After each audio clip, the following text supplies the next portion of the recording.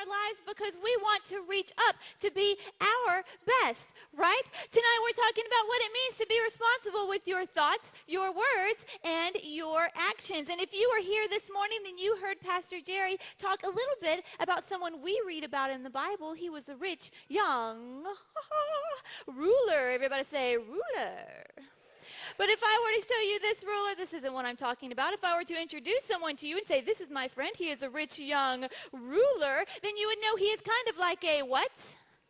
King. He is kind of like a king. He rules over lots of stuff and lots of people. And the Bible tells us about a rich young ruler who was wealthy beyond all measure. He had lots of stuff to show for his great wealth. He had many large and beautiful mansions, and he had highly manicured yards. But that's not all. He even had precious stones to show for his great wealth. He had stones such as diamonds. Everybody say diamonds. And he had stones such as rubies. Everybody say ooh la la. But that's not even all. He even had herds and herds of animals to show for his great wealth. Do you guys have animals at your houses? Tim and I, we have a few animals. This young ruler, he had animals such as giraffe. And he had animals such as llama. And he even had a few guinea pigs. But there was one thing this young ruler did not have, and so he went to a teacher. Who do you think he went to see?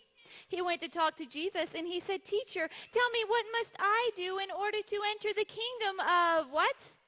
Heaven. What must I do in order to enter the kingdom of heaven? And Jesus looked at him and he said, you know all of the commandments. You have been taught these ever since you were just a small boy. Commandment number 1, there are no other gods before me. Is there more than one God?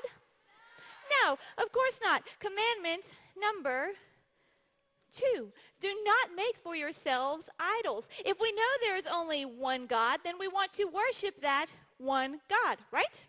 Commandment number 3, do not use the name of the Lord your God in vain. Now, if we know there is only how many gods? If we know there is only one God and we worship that one God, then we also want to respect him with our thoughts, our words, and our actions. Everybody say thoughts, words, actions. Now this young ruler, he stopped Jesus because he said, I know all of these commands. I have kept these ever since I was just a small little boy. Everybody say, wah, wah, wah. Jesus looked at him and he said, you know what? This is just part of the problem because you, sir, are as vain as a peacock. Everybody say, peacock!